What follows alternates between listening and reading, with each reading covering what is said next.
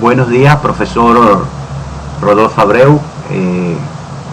Con la grabación de este video voy a hacer entrega de la asignatura de práctica de psicopatología, el cual consta de un video, el cual se va a subir a YouTube y que contiene 4 preguntas referentes a diagnósticos diferenciales.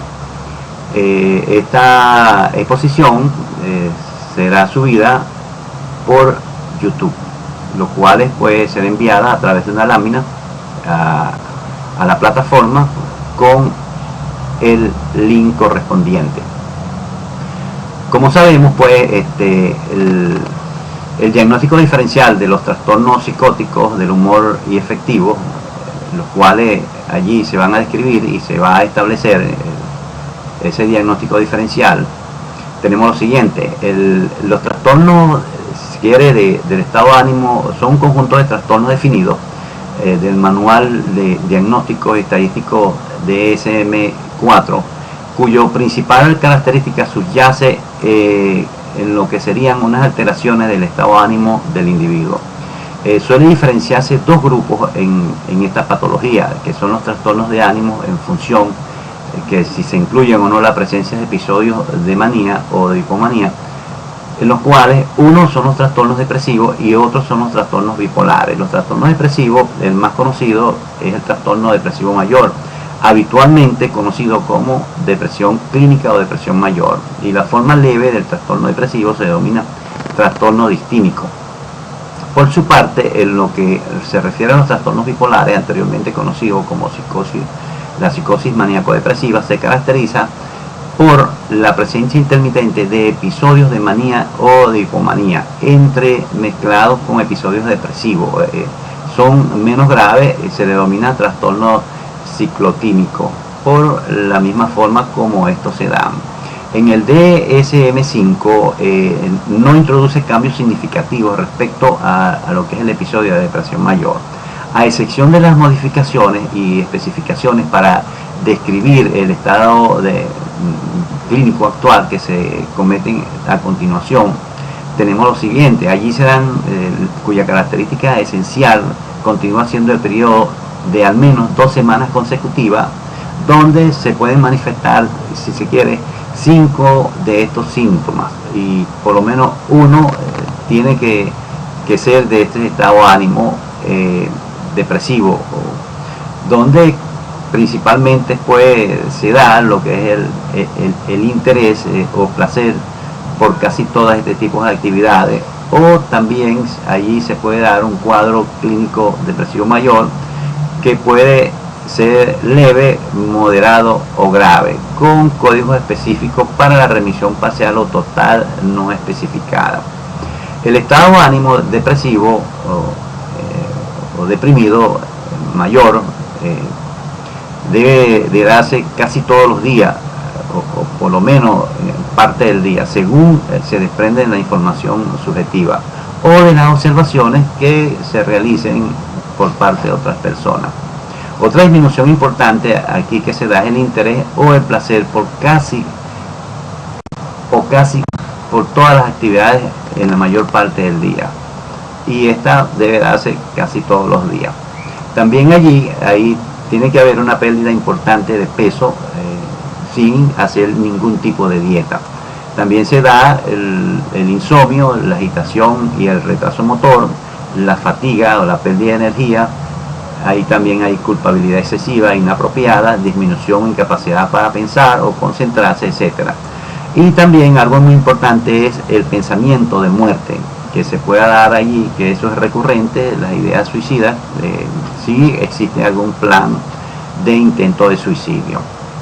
Este diagnóstico diferencial de esta psicopatología debe orientarse a constatar si la etiología idiopática puede estar relacionada con otras patologías médicas o trastornos mentales.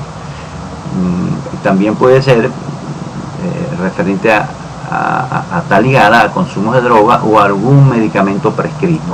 Es importante tener en cuenta su posible presencia allí, que se oriente esta patología ¿entiende? Que puede estar relacionada con unas enfermedades principales que pueden manifestarse con la sintomatología depresiva, como son enfermedades médicas de tipo endocrino, por lo menos con diabetes, con patología de la tiroides, también con enfermedades infecciosas como tuberculosis, infecciones de virus. También puede estar relacionadas con enfermedades neurológicas como el Alzheimer, esclerosis múltiple, como enfermedades de Parkinson, como epilepsia. También esta puede estar relacionada con cáncer del páncreas, relacionada con neoplasias, también por dolor crónico. En los trastornos mentales esta puede tener relación con los trastornos de angustia, los trastornos obsesivos compulsivos, trastornos bipolares, también consumo, como dije anteriormente, por consumo de sustancias tóxicas. En la segunda pregunta, que dice describa y establezca un diagnóstico diferencial de los trastornos de conductas disruptivas y déficit de atención, tenemos lo siguiente. El trastorno disruptivo se traduce en conductas que violan derechos de los demás, por ejemplo, la agresión, destrucción de la propiedad, etcétera, o que llevan al individuo a conflictos importantes frente a la sociedad, los cuales pues de alguna forma están violando las leyes y los reglamentos de las leyes del Estado civil. Las causas que subyacen en los problemas de autocontrol del comportamiento y de esas emociones pueden variar sustancialmente dentro de los trastornos disruptivos o como parte de los propios individuos o del mismo grupo diagnóstico. Estos trastornos se dan de forma más frecuente en el sexo masculino que en el femenino. A menudo los trastornos disruptivos se presentan en forma comórbida, es decir, asociada a otros síntomas como, si se quiere, los déficits de atención o con hiperactividad, debido pues a algunas formas impulsivas, hiperactivas, desencadenantes pues, por factores biológicos o ambientales que están en el entorno del ciudadano. Para prevenir este tipo de patologías asociadas es fundamental el diagnóstico precoz y una intervención temprana eficaz y multimodal de los síntomas. Al igual que ocurre con los síntomas, cada trastorno de la conducta disruptiva posee una serie de causas propias. Porque estas causas, pues cada persona en su particular conformación biopsicosocial genera pues sus propias problemáticas y, si se quiere, sus propias conductas. En lo que son las exposiciones que se pueden dar dentro de esta patología, están las exposiciones de violencia, están los antecedentes familiares de enfermedades mentales, el abuso de sustancias, está también la crianza deficiente e inconsistente. En el diagnóstico diferencial de los trastornos debe considerarse factores ambientales, como dije anteriormente, y los familiares, tanto como los sociales, también los psicológicos, y los médicos, los endocrinos, etcétera, que ya los nombré ya en la primera parte. En los trastornos de déficit de atención se trata de trastornos esencialmente crónicos, teniendo una afectación mayor en hombres que en mujeres. Dicho trastorno tiene un origen neurobiológico, por lo que suele ser necesario aplicar terapias farmacológicas, psicológicas y en algunos casos las terapias psicopedagógicas. Allí existen tres subtipos, ¿no? Uno es el predominante desorganizado, donde predomina una disfunción del control de la atención sostenida, donde se encuentra una dificultad para la organización y planificación del trabajo. En segundo lugar tenemos la hiperactividad e impulsividad, donde lo más relevante es la impulsividad y las dificultades de control inhibitorio. El tercero, por último, el más común de todos ellos, es el subtipo combinado, donde aparecen las dificultades de inatención, excesos de actividad e impulsividad.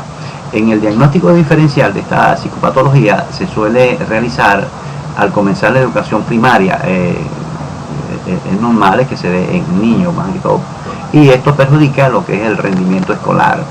Son personas poco organizadas, con muchos errores, se distraen fácilmente, hablan de manera impulsiva, tienen ciertas dificultades para entrar en los grupos, y hay una disfunción, pues, una disfunción allí social.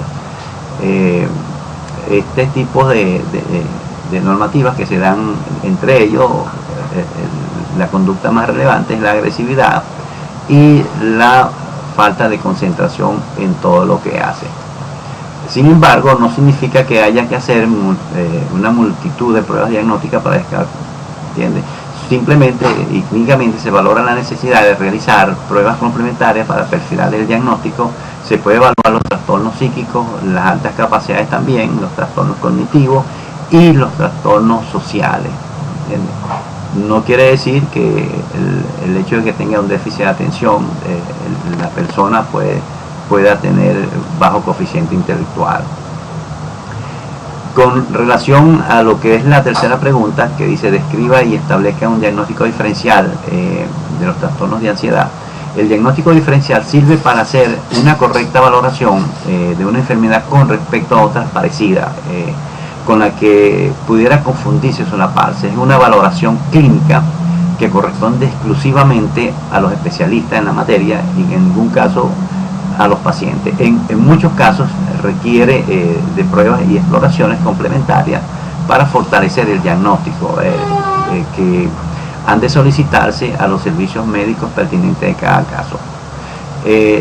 Con respecto al trastorno de ansiedad, si es que se da dentro y está relacionada con esta patología, se puede dar por el consumo de sustancias, de drogas, medicamentos tóxicos que provocan una sintomatología de angustia, y esto puede ser uno por el exceso de la cafeína. En los trastornos de ansiedad debido a enfermedades médicas también se dan una sintomatología que se explican por los efectos fisiológicos directos de una enfermedad como el hipertiroidismo.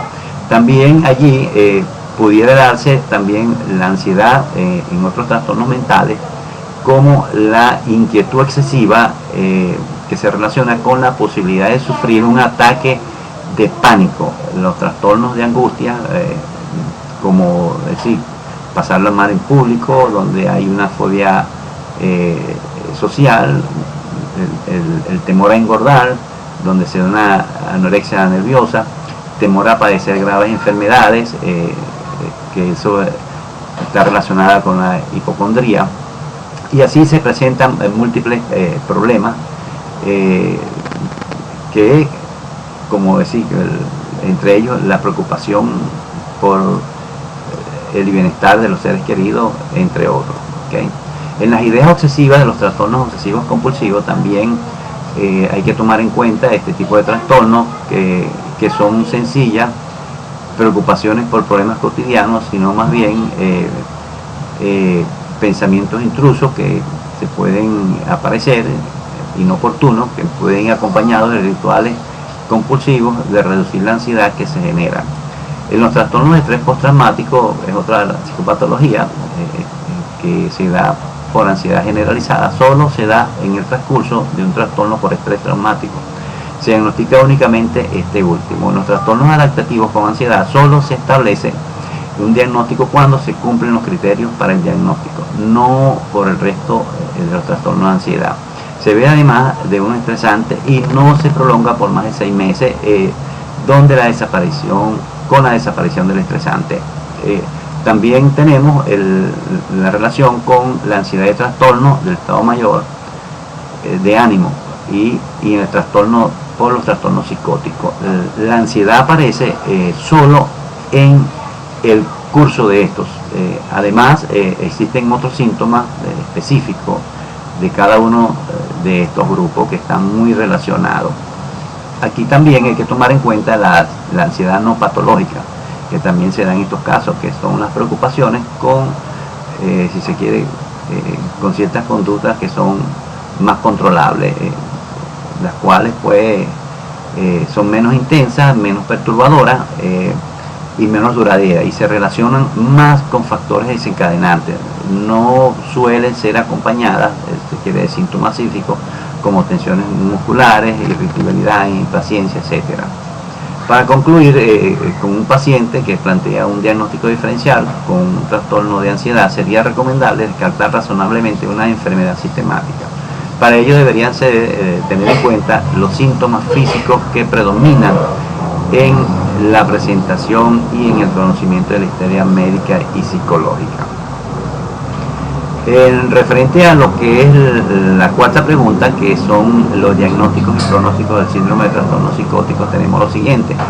El DSM-5 describe un conjunto de diagnósticos para los trastornos psicóticos basados fundamentalmente en la duración de los síntomas, es decir, para los síntomas psicóticos que duran más de un día o un mes como máximo y que no están relacionados con los trastornos del estado de ánimo.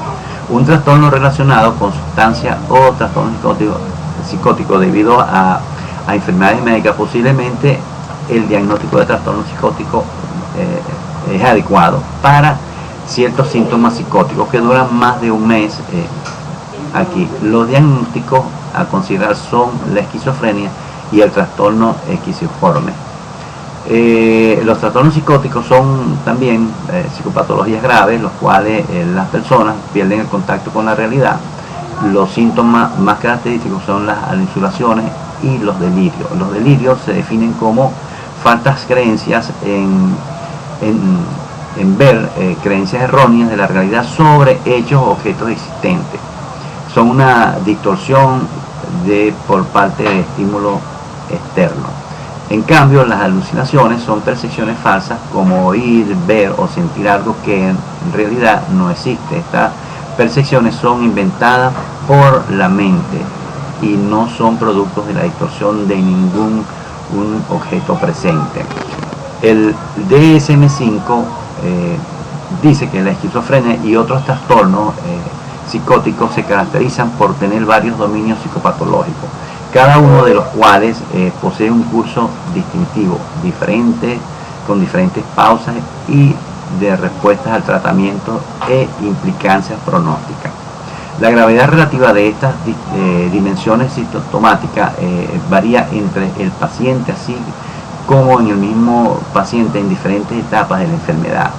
Los dominios psicopatológicos relevantes incluyen, si se quiere, distorsiones, presentan también desorganización, presentan también un deterioro cognitivo, tanto en la parte de los sentidos como en los síntomas motores, como por ejemplo la catatonia y otros síntomas que están relacionados con el estado de ánimo, de depresión y de manía.